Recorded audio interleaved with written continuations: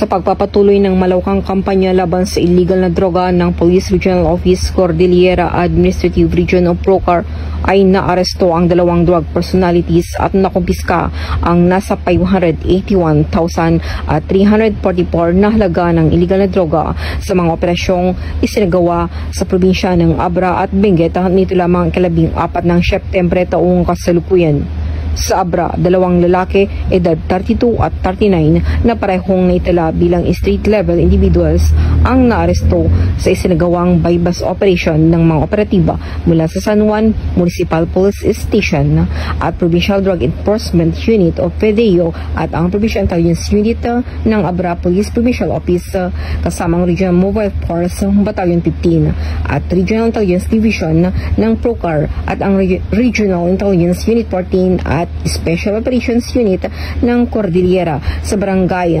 Cabcaburao, San Juan ng Abra. Sila ay nahuli matapos silang magbenta ng 2 sachet ng pinaghinalaang shabu na may bigat na 0.27 grams at standard drug price na 1,836 pesos sa isang operatiba na nagpanggap bilang pusher buyer. Dagdag pa rito, habang sila ay inaresto ay nakumpiska rin ang 2 pang sachet ng pinaghinalang shabu na may bigat na 10.81 grams at may standard drug price na 73,508 pesos mula sa kanila.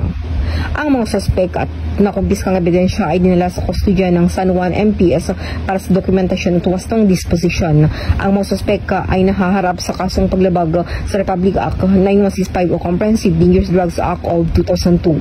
Samantala, sa Benguet, 2,500 fully grown marijuana plants at 150 marijuana seedlings na may kabuuang standard drug price na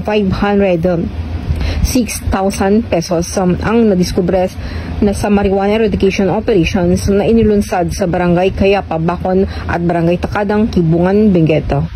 Ang operasyon ay naisikatuparan sa pamamagitan ng pagtutulungan ng mga operatiba mula sa Kibungan MPS, Bacon MPS, PDEO at PIU ng Benguet PPO at ang Regional Intelligence Division ng Procar at ang Regional Intelligence Unit 14 at kasama ang Philippine Drug Enforcement Agency Cordillera. Lahat ng mga nadiskubreng marijuana ay agad na binunot at sinunog ng mga operatiba habang patuloy ang isinasagawang investigasyon upang matukoy ang iba pang plantasyon ng marijuana at mahuli ang mga individual na responsable sa pagtatanim nito. Mula dito sa Riyon ng Cordillera, ako ang inyong PNN correspondent, Police Master Sergeant Lenny Valerio, alagad ng batas, tagataguyod ng Balitang Pulis.